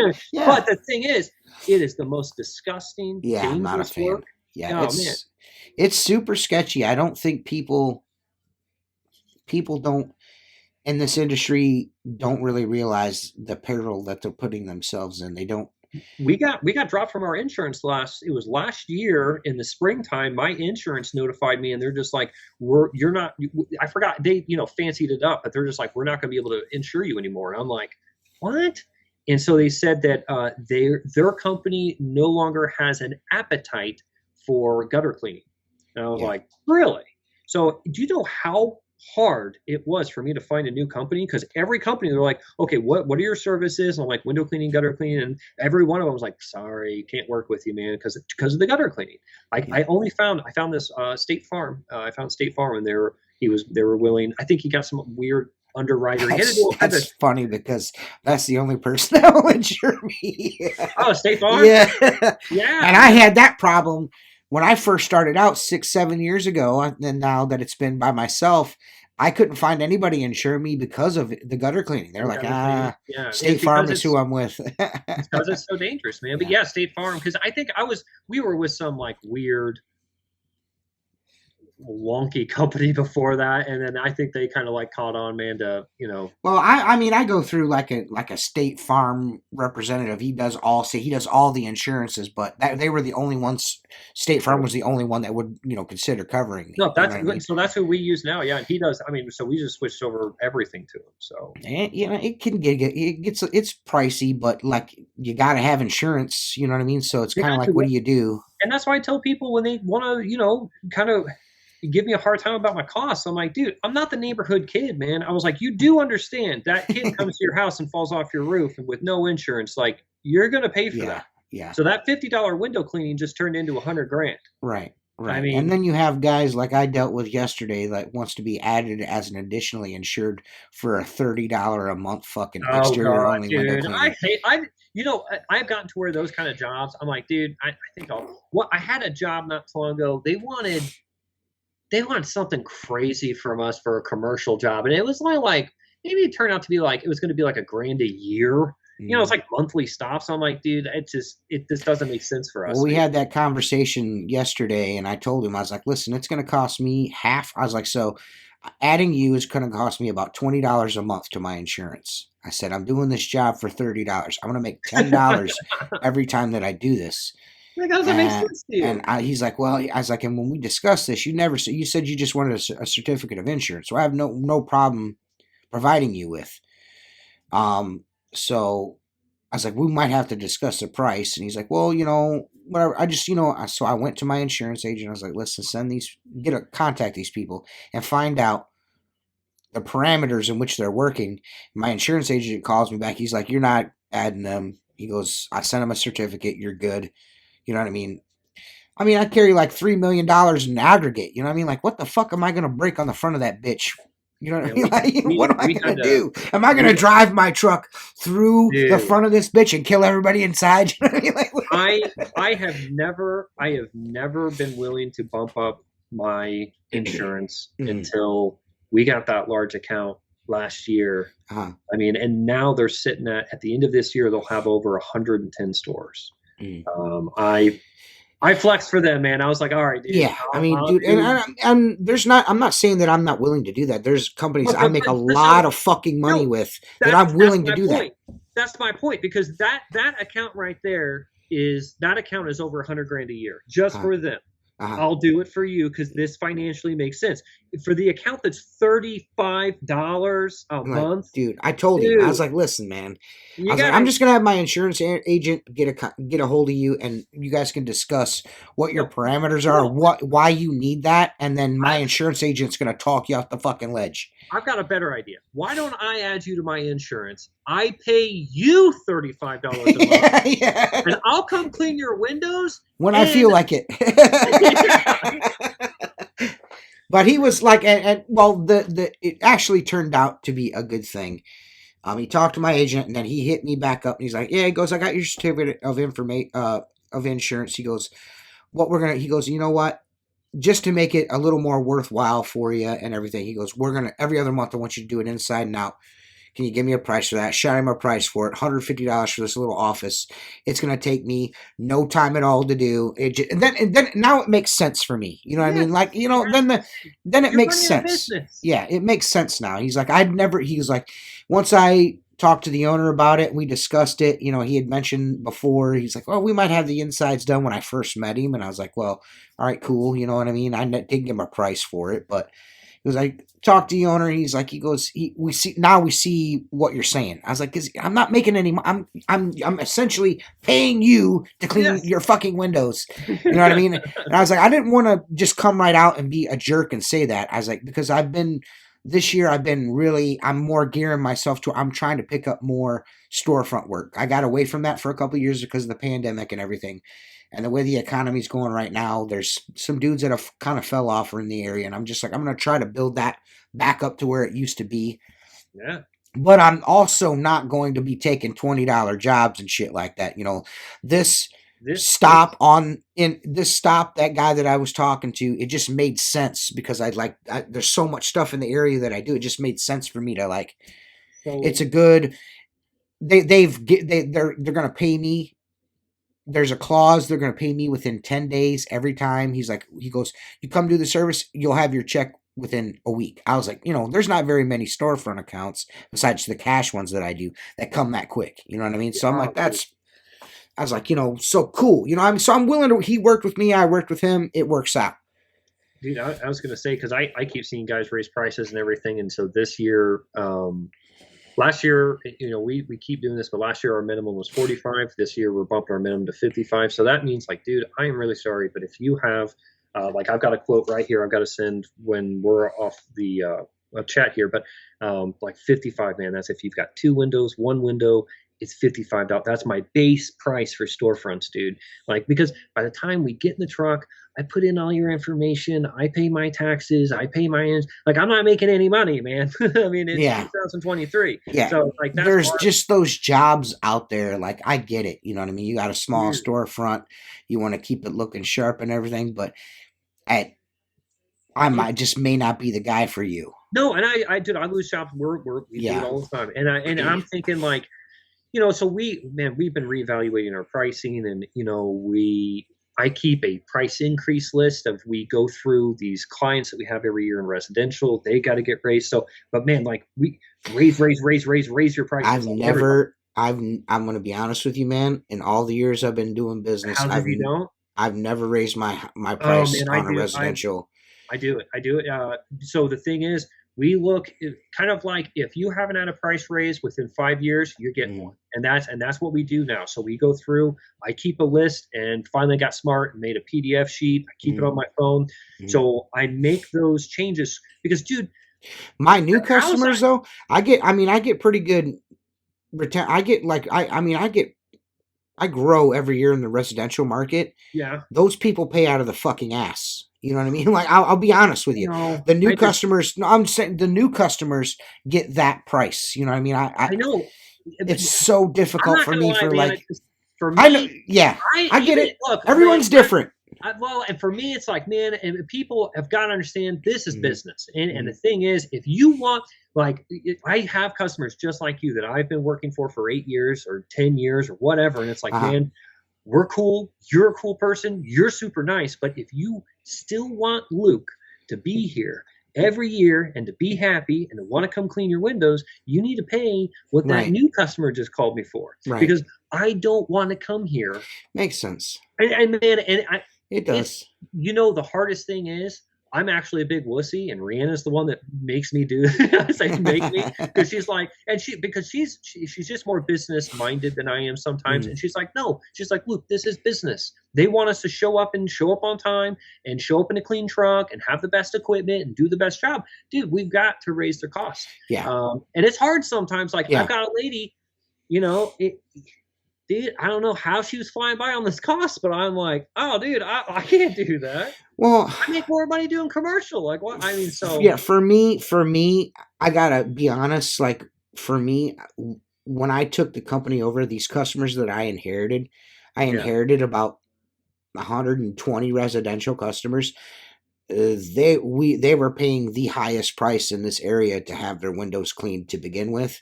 Yeah. And most of these people, like I'll be honest, it's not like I'm making what I'm not just making what the invoice says. I mean, these people are like, I mean, I get, yeah, they're really good tippers. So it's so now it would be different if I had customers. Like there are some customers, I will admit, I wasn't being completely honest. There are customers that I've raised my prices on, like like just the guy that owned the company before just didn't know what he was doing. It's like this is way more than what I should be doing. And there's some of them, there's a few of them that understood, and there's a couple of them were like, I'm not paying that, and I'm like, that's fine. You know what I mean? I just if you want to go get an estimate, go ahead and get an estimate. They end up calling me back. You know what I mean? You know what I'm saying? Like they go a season and then they'll call me back. You know what I mean? There are some that I do that with. But for the most part, like I guess the way to say it is this. I haven't raised my prices on the people that are good tippers. Yeah, no, and here's the thing too, is like to each their own, and everyone knows what they need to make a day. I just like for us, man, I'm so focused on our daily goal, our daily sales goal, and that daily sales goal has to increase over time because just what's happening is I'm making less money. So if I continue to charge the same prices today that I was charging in 2018, I wouldn't be making any money. I mean, groceries alone have been what 12% in the last year. I haven't been that forgiving with my commercial work. Like you gotta you're charging more for a Big Mac and you're getting charged more for window cleaning. It only makes sense. And I'll say this, again, it's just like the hardest thing is to have a face-to-face conversation with a customer you've been working for 10 years and tell them, I can't do it. I can't do it over the phone. So the way I found to do it, I do it like a real wuss. I send out a mass email to everyone, just say, hey, I'm really sorry. You're getting a price increase. And people got to understand, guys. Like, I mean, there's not a single company there's not a single company that we use or we purchase from that hasn't raised their costs on us in the last like 3 years. I mean, so it's, yeah, even in regards to the supplies that we buy. Oh, squeegee rubbers, like, man, they got steel wool. Steel wool got super expensive. It's like I just bought some today.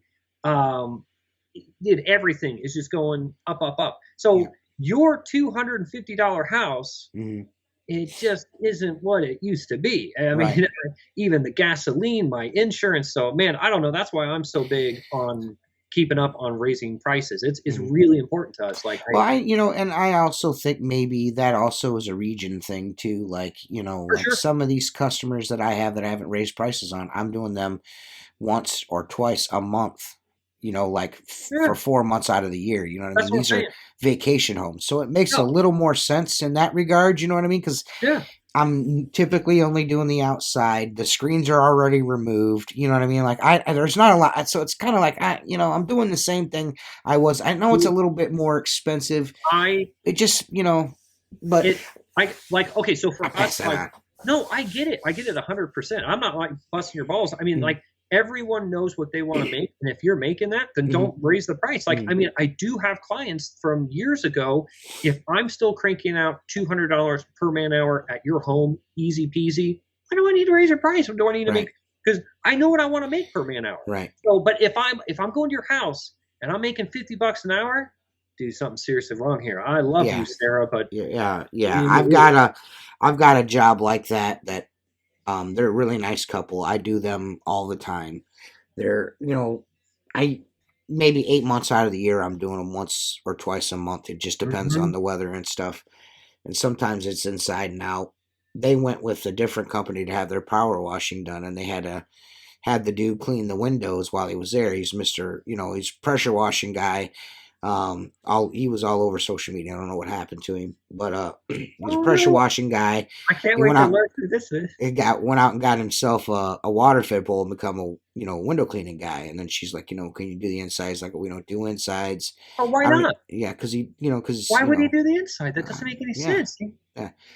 So she called me back to have the windows done. She's like, I was like, I seen they had somebody else do the windows. I happened to be driving by, I seen them doing your windows, and I've been cleaning this woman's like my third oldest account. You know what I mean? And I took offense to it. I was like, you got to be fucking kidding me. Yeah. Well, she's like, yeah, we had so-and-so here. We just wanted to, he was here doing the power wash and said he cleaned windows, so we let him do it. I was like, okay. And she's like, well, we're wanting to know if we get on the schedule to do the house inside now, because it really didn't turn out that good. I was like, yeah, sure. And I said, it's going to be $100 more than it was the last time I did them. And she's like, excuse me? I was like, in my eyes, personally, I feel like I'm doing the job over again. Like we're doing a do-over. I was like, because I've maintained that price and for you all these years because of how loyal you were of a customer. And then I see that you not only called somebody else to have your house pressure washed and your decks pressure washed, but you had them clean the windows too. I was like, and just as well as I do, on the back of my truck in really big letters, it says power washing, you know what I mean? Pressure washing. Your husband's asked me about it on numerous occasions. I was like, so I feel like, I was like, so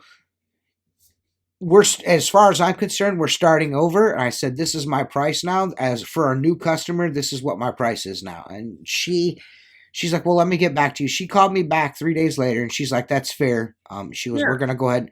She goes, we don't want to lose you. She goes, we trust you. You've been in our home for years. Nothing's ever been misplaced, stolen, broken in all this time. And I don't want to lose you over that. She goes, it wasn't fair to you. We didn't even give you a chance to bid the pressure washing. Yeah, man. She goes, Paul kind of looked at it from your point of view. He's like, well, he owns a business himself. He's a builder. He builds homes, custom homes. How would he feel if, that's the way he related? He goes, I can understand why he did that because that's what I would do. You know what I mean? So they, and it's all good now. You know what I mean? We have a good relationship. It's been a couple years. Nothing's changed. You know what I mean? We still do things the way we used to. They just pay me more now. You know what I mean? It's business, man. It's hard. It's really hard, and that's why I wanted to say that I can't even do it over the phone. Like I have a hard time doing it. I'm a real wuss. I am too, man. It's you develop a relationship with people. Yeah. You know what I mean? You know what I'm saying? Especially if they're older, it's like, man, I feel really shitty about like raising the price on an older person because I know, because of my grandparents. The cost of living has gone up. Groceries are more expensive, but they're not getting any more fucking Social Security than they used to. No. You know what I mean? So I typically I have a charitable heart. You guys look at it from a business standpoint, so we differ there. You know what I mean? So don't get me wrong. Don't get me wrong. It's Rihanna that makes me do it because if she wants, she's me. Like that's bullshit. Looks like it's not me. She's not here to defend herself. She's me. Because I am a wuss, man. She takes money right out of the old lady's pocket purse. She doesn't care. But I mean, she's better at looking at it from a business standpoint. Yeah, that's the way to do it. She has changed my mind to it. Like, man, I'm not going to lie. I've let this go way too long. I've got a house that I'm doing outside only for $125. And granted, we're only there like 45 minutes. But, dude, that's whack. That's really crazy. And they're kind of like far out. So Rihanna's like, and those are ones Rihanna points out, like, no, that's not happening. They need to get priced just like anyone else. I don't care for it, Did that happen? So, and here's the hard thing too, man. I mean, it'd be a perfect world if everyone said, well, sure, Luke, that's just fine. I would say 70% of the people I emailed, I've never heard back from them. Oh. I got a lady that just emailed me last night. I've been working for her at least 6 years. Oh man, the price is not good. I mean, it needed to get to 2023, and I told her the new price. She's not one to not like directly email you back. I haven't heard back from her since yesterday. And it hurts. It kind of sucks, but it's like, dude, here's the thing. We were just talking about before we got on here. Mm-hmm. At the peak of like last year, I'm losing almost 70% of the phone calls coming in. Because I can't get to them fast enough. I'm running a business, man. Those jobs that are that underpriced, dude, like you got to understand, I can't get to the jobs that are coming in. Like you got to make way. If you don't want to get on board with my pricing, then make way for the customers that do. I dropped something last year, a storefront, restaurants, sandwich shops. I've been doing since 2004. I dropped them. I told him, I was like, I need to be here doing these. It just got to be got to be to the point where it's just like, it's not, what am I doing here? What am I doing? So what am I doing? And they were like, we're not paying that. I was like, that's cool. And I just it fucking sucked, but you got to do what you got to do. We have revamped our commercial storefront. Like we dropped all of our Hardys. Oh, we didn't drop them. I raised the price. They didn't like it. They're gone. All of those Freddies I've been cleaning for years. It sucked, man. I raised my price and they're like, we can't afford that. Let's work on this price. And I was like, that is the price, man. Like, and I lost them. So, I mean, but every single time we've done this, every time I lose those residential clients that I've been with for 10 years, every single time I lose, those 10 restaurants I've been cleaning for 5 years, it's a blessing in disguise. When you first lose it, it sucks. But guess what? When you fill that spot with the people that want to pay what you want, and you will, it's like, what was I ever doing? Yep. I found that out. What taught me that lesson was the pandemic. After the pandemic, everything got brought back into focus, and people are started like bringing their. Then they started calling me back, and I'm already zeroed in, like, what's going on here, you know what I mean? And I just like, I'm not. This is my price, and I'm like, well, this is what it was before, and I was like, yeah, but this is what it's worth to me to do it now. Yeah, man. It sucked. I lost every McDonald's. I did like 12 of them. I lost all of them. Yeah. Hey, and if they don't want to pay what you want, good riddance, man. Like, and I replaced that with other work. Yeah. You know what I'm saying? I replaced all that with other work, and I'm making more money without, because I'm not spending the first quarter or third of my day doing, what do you want to call it? Doing restaurants. Like I'd have to have 4 restaurants done before fucking 10 every day. It was the same problem we were running into with the Freddy's. Not only that they got like a good deal, but I have to be there before they open. And we don't take that kind of work anymore. You and I were talking about that. I don't take that kind of work anymore. If I can't be there, on just Monday through Friday from 8 to 5, I can't take the job, man. Right. But the world has changed a lot in the last 4 to 5 years. It's changed a whole lot. And if people can't get on board with that, man, we just can't do business together. Then you can go, you recycle those customers down to the guys that were in your position 10 years ago. Yes. And then they'll get to the point where like, we're not doing that anymore either. Exactly. You know what I mean? Yeah. So. And those aren't the customers I want, because they're the ones that are always looking for a deal. They're always shuffling through those guys, and I don't want to work for you, man. I want to work for the people like that account that's got over 100 locations. Dude, they're not playing around. They don't want that guy. They want the guy that wants to be paid what he wants to be paid, but they want the service. They want the reliable. They want the service. Man. That's what they want, and that's the customer I want. Yeah, I wouldn't. I mean, again, that's the way to do it. That's the way to do it. Like you do it at a much greater rate than I do it. You know what I mean? However, that growth needs to be there. You have to do that as a business. You do have to do that.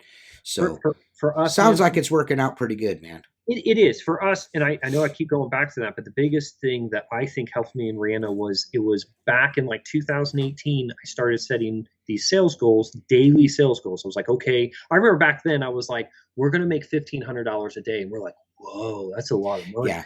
And then it was like smoked past that, and they were like, okay, we're gonna do 2,000 a day, and it's long because once you do that, you see the problems in your business. So if you say like, hey, I have an annual sales goal, and that break that annual sales goal all the way down to an hourly sales goal, you really start seeing the problems in your business. And anyway, so it's like you hit the nail right on the head there. Like a lot of our conversations privately are, in one way or another, lead down this road. Eventually we start talking about business, and like I said, the set price, like this is my minimum charge for gutter cleaning. That's something I took from you. The daily sales goal, like I need to go out and make this much money every day during season. If I'm not, what the fuck am I doing? Yes, what's the problem? What am I doing? What am I doing wrong? What am I missing? Once I started doing that, these last like 3 or 4 years since you and I started talking, I've been slowly getting myself out of that old school wooden stick brass window cleaning channel with a bucket and some fucking paper towels mentality. You know what I mean? Like, I need to, like, I started looking at, even from Mark, this is a luxury service. You need to be gearing your customer to, that side of things. Stop selling yourself short. And once I set those daily, like, I need to be at this amount of money every single day. If not, I need to find out why I'm not doing that, hitting that goal. And that's where I always come back around to raising those prices, because once you start seeing, like, if I want to make, say, it's $2,500 a day, why am I not hitting that goal? And I've got all these jobs that hourly, these jobs are setting me up to hit that. Which ones aren't? Oh, these aren't. Raise the price, like once you've raised that price, if you end up dropping that, there's someone that will come in that slot for that price. So no matter what, you're gonna make that money up. I found that out too. I was like, man, I'm gonna lose this job, and I'm, what the fuck am I gonna do? But then I start, like, I have more time to do more things, and there's that phone call always happens. You don't think it's gonna happen, but it does happen. And then you're like, shit, man. Right there it is. There it is. It always figures itself out. Outside of all of this business talk, because we're about to wrap this thing up, I need about at least another 10 minutes of your time, maybe 15, depending on how much you talk.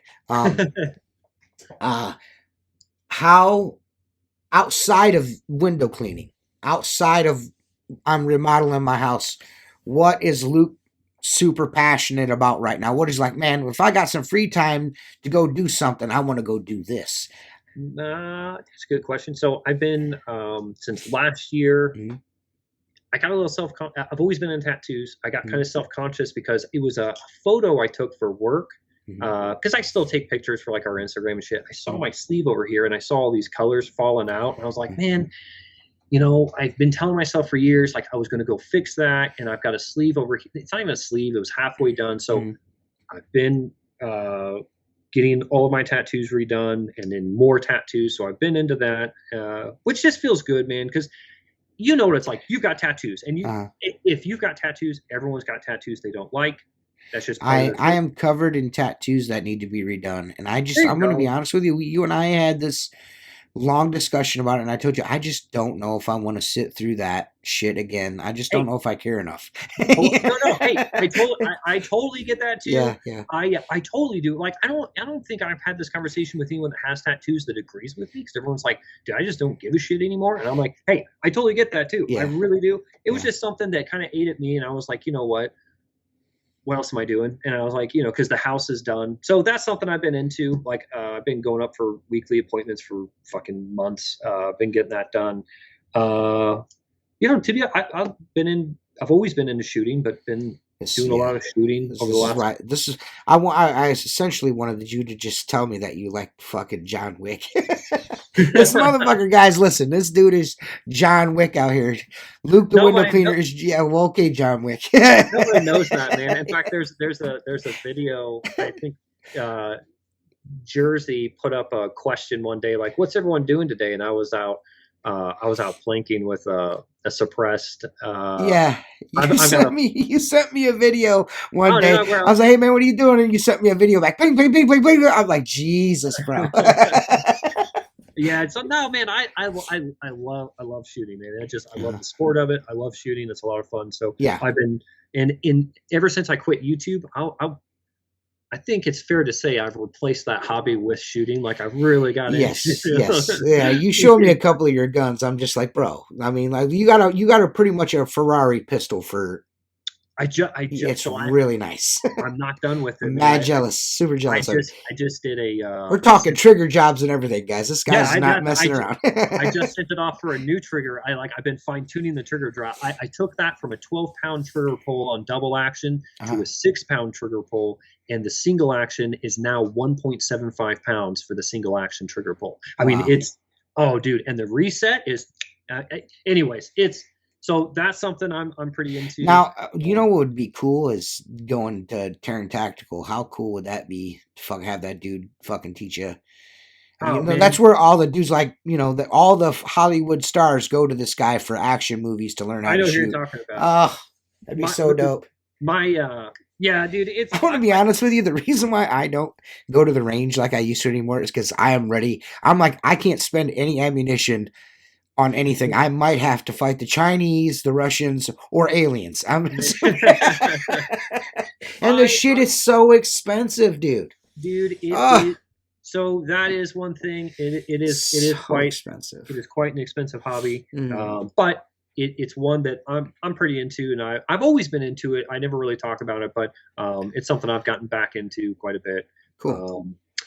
D&D's always I started a D&D hobby, back during the pandemic. I'll be honest, I've kind of, dude, that's what sucks about like D&D is life happens and then it kind of takes a backseat. Yeah, that's what sucks. We got about halfway through our campaign, and everything that's been going on lately. It's just we haven't been able to get back into it. I told you, me and the family started a campaign together.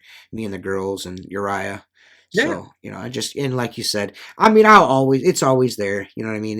I love D&D, man. I mean, everything about it. So, like, that's something I took up when I quit YouTube and everything. I got a 3D printer. I'm printing my own miniatures, painting the miniatures, creating maps and all of this. I just want you to know, somewhere in this very tail end of this conversation, I'm going to get Ogre from Revenge. They're going, nerds!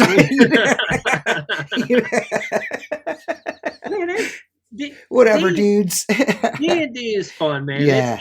I don't have any problem telling anybody, like, dude, if you're not into D&D, well, one thing is, if you think D&D is so lame, it's like, then you've never really played, because usually what it entails is like me and Rihanna and a bunch of friends or family get together and we just have a lot. We just laugh, man. It's just about a good time. Yeah, it's a good time. It's not like we're all wearing like ogre costumes and shit. We're just like chilling, telling stories. Yep. There's some dice rolling involved. You know what I mean? And a lot of laughing. Man. Yeah, a lot of laughter. It's a good time. It's a good time. Man. So that's between the three. And me and Rihanna and I used to be more into video gaming, and then we kind of really backed off. And then we kind of, and we used to play Xbox quite a bit. We got into PC video gaming, so we've kind of been into that this winter. So I wish I could figure that, because I would love to get on a game and play. I had so much fun with you guys on Xbox. I had so much fun with you guys. And then I seen your setup, and I was like, oh, this guy's fucking got a computer now. And that's like, I would have to like discuss with my son over hours on how to be a computer gamer, because that's what my. Yeah. You showed me a picture of your guys' setup. It's pretty fucking dope. It looks like a little game cafe in there. Yeah, it's pretty dope. It's pretty dope. I showed my son that. He's like, man, I want to do that. I'm like, yeah, but you have to have a place to sleep, my bro. You know what I mean? It's like this, like they got a room in their house for this. You know what I mean? Yeah, that's what the whole room. We got this house is stupid, man. We got this house and we can't fill it. So we mocked up that whole room with a bed and all this. I'm like, dude, we don't live that kind of life. We don't have friends that are going to come sleep over. So we took all the shit out. And we're like, let's just turn it into a game room, man. Right. But dude, you love PC gaming. It's easy, man. You just download the game and. I feel like I'm too old to learn how to do it. No, it's not that hard. That's what my son keeps telling me.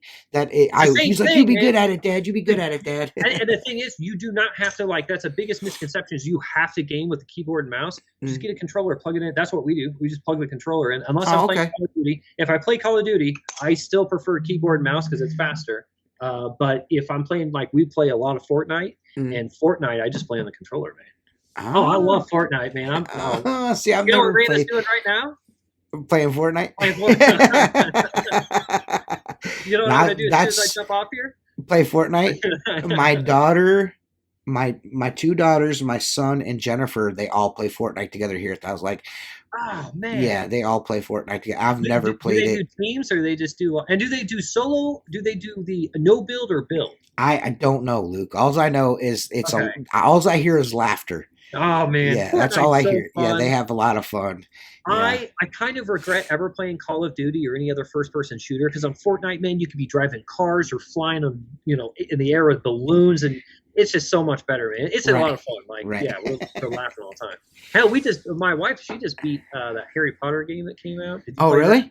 Did you play it? No, I bought it. I haven't downloaded it. I bought it I bought it just to not support trans people is the whole reason why I did it.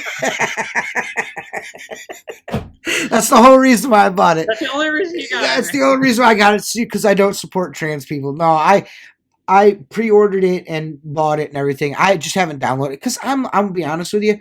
I'm still in the throes of I cannot stop listening to conspiracies and I'm actually doing another podcast.